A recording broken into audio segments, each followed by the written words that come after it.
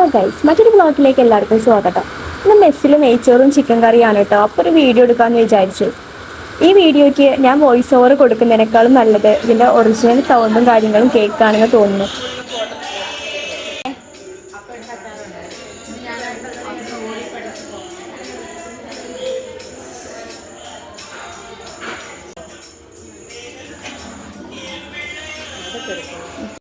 കഴിച്ചോ കഴിച്ചോ.